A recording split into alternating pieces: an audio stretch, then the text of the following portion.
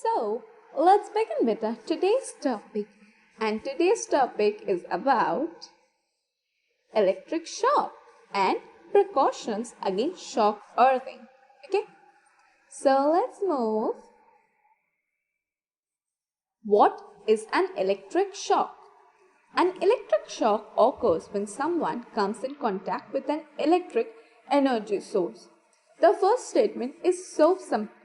See, whenever a person is using any electrical appliances, if the electrical appliances is not in a proper condition, he will get shock. That means he is getting contact with an electrical energy source. So he is getting a reflex from that. Or it is the physiological reaction or injury caused by electric current passing through the human body. See, our human body, in the picture we can see that the human body is grounded to the earth, right? We don't float in the air, obviously. So we will stand in a land. So whenever he is lying to ground, fault energized metal, that is, he is doing the electrical current, he is using the electrical current appliances. He is using the electrical current appliances. So he is getting shock because his body is being grounded. Right? That's why his body becomes an electrical path and he gets a reflex action from that electrical appliances.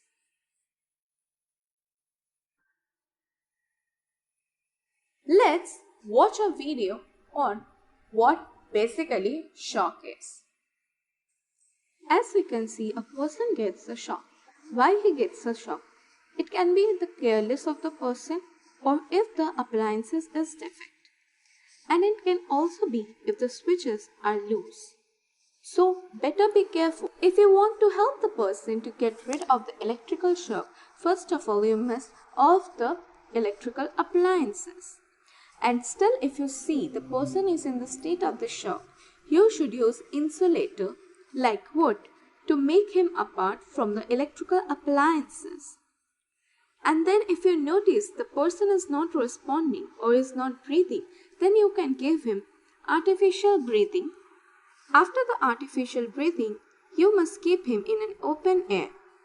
And afterward, you must take him to the doctor for the checkups. I think all of you understood how does a shock looks and how we actually get. So let's move on to the next part. How shock occurs. Basically, how we can get the shock. The severity of the shock received when a person becomes a part of an electrical circuit is affected by three primary factors. The amount of current flowing through the body, the path of the current through the body, the length of time the body is in the circuit. So how we can get a shock? See, whenever I told a person becomes a path for an electrical circuit. So the three main factors will be the current which is flowing through the body and what is the amount of it. Second, the path of the current from where it is being flowing. And third is the length of a time, that is till how much time it's being flowing in the circuit. Okay.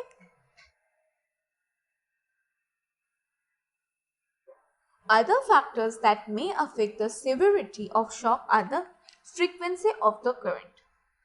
What is the frequency of the current? Second, phase of the heart cycle when shock occurs. Heart cycle. Our heart, whenever we get a shock, so if it goes beyond the heart phase of the heart cycle, it may cause the person heart attack. Third is the general health of the person. Is the person already in a normal state or not? That will also affect the severity of the shock.